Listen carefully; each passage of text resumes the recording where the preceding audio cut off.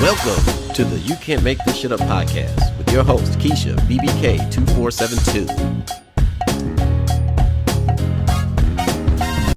What's up, y'all? You can't make this shit up. I'm with my nigga Ty.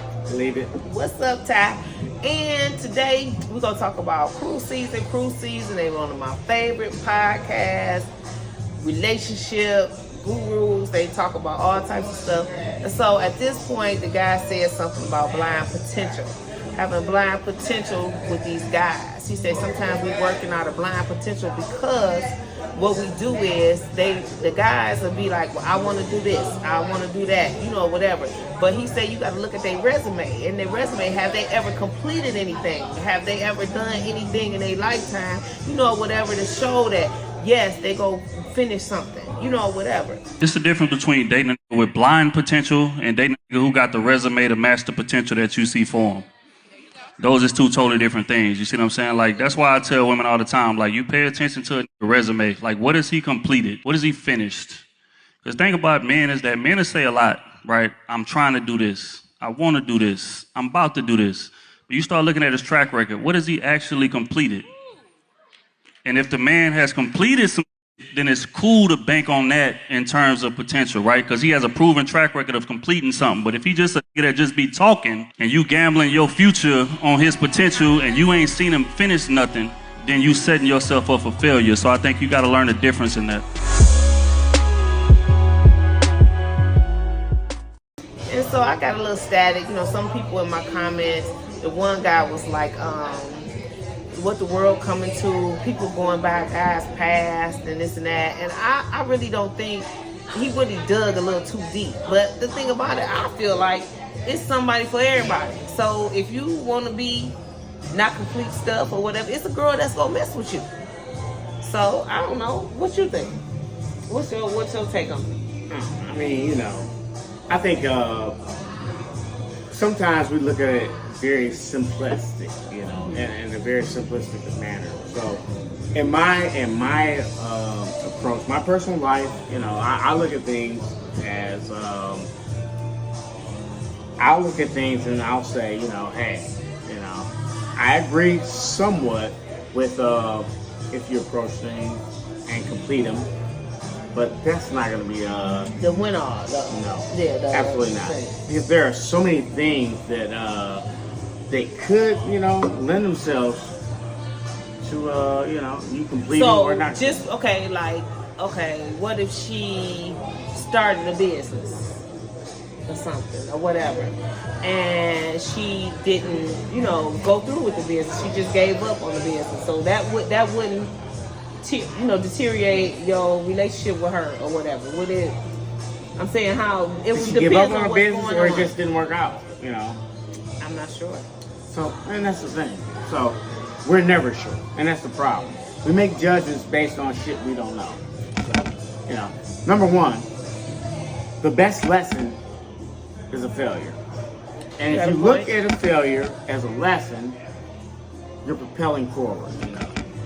A lot of people don't look at failures as like, lessons, and so they look at them as like people just not winning or whatever you want to call it. But so many people that we place in the lexicon of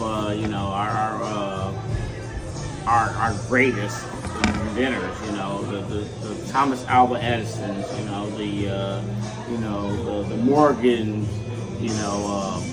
all these guys, they failed. They failed multiple times. And some of these guys have documented, that their failures were the things that propelled them to their successes. So You got a point. Because in my life, I got a lot of things I failed at, and then I got a lot of things that I have been great at. You can't believe it, can you? I can't believe it either. Lord have mercy. Say word. But it's okay.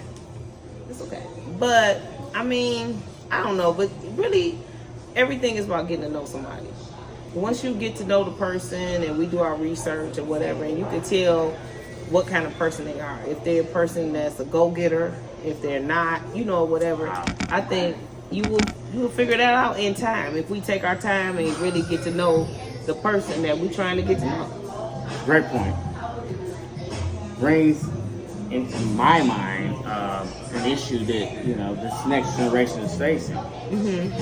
They don't have this face-to-face interaction. Their interaction is through this. Is through computer screens, it's through video games, it's through chat, So the problem is they don't know how to interact, so they don't know how to make that assessment. Okay, you got a point, because it's so crazy, because it's like you will see somebody and they be like, I've been liking your pictures for I don't know how long. I'll be liking all your stuff. So okay, because you liking my stuff, that means you're interested in me. What we've been on dates. That's what's been going on now? Now I should know you. You know what I'm saying? They'll see you in the club, whatever. I'm your friend. You accepted my follow. I accept 10 follows a day. I don't know who you are. Sorry. It's problematic. It really is. This is what this generation does. It is, and the problem is, I don't want to blame this generation. What do you blame?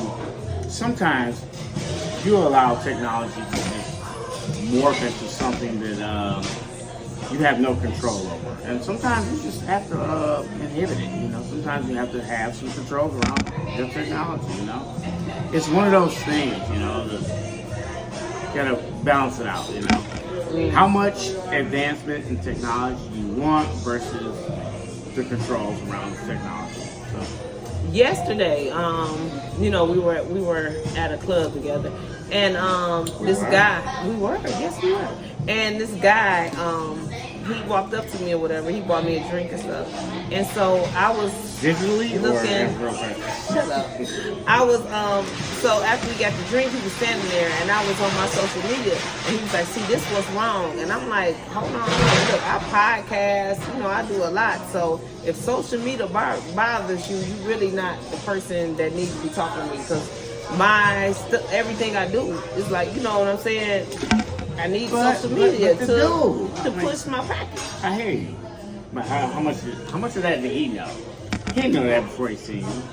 He made an assessment. He did know. Based on. But I let him know. Probably past experiences. Yeah, see what happened. And clearly, he probably lost his wife to somebody off social media, because he just told me he got a divorce so many months ago. I don't know about He just had got a divorce, he told me.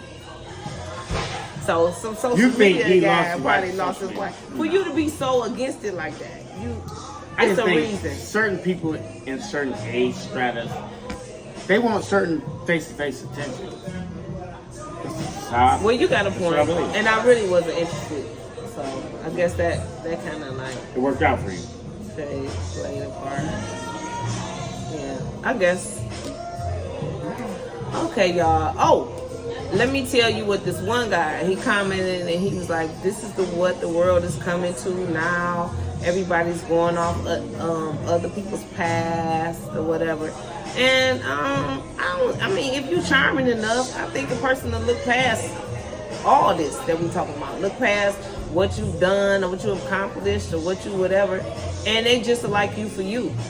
So I don't think that, this is a deal breaker or whatever, because you can win somebody's heart just on your conversation, on your demeanor, it's a whole bunch of other dynamics that could make you win somebody. You know what I'm saying? So it's not the end all be all, but pay attention to what you're talking to, really and truly. That goes both ways, male and female. Pay attention, and the red flags, they there for a reason. I'm just saying. I can vibe with that. You vibe with it? All right, y'all. This been You Can't Make This Shit Up. And this been Ty. And I'm Keisha. And what? We out. You can't make this shit up. For sure. Deuces. I want to thank my homeboy Ty for coming out, having a good time, shooting this podcast with me, giving his little opinions and everything. It was cool. This been another episode of You Can't Make This Shit Up. See y'all again later. Deuces.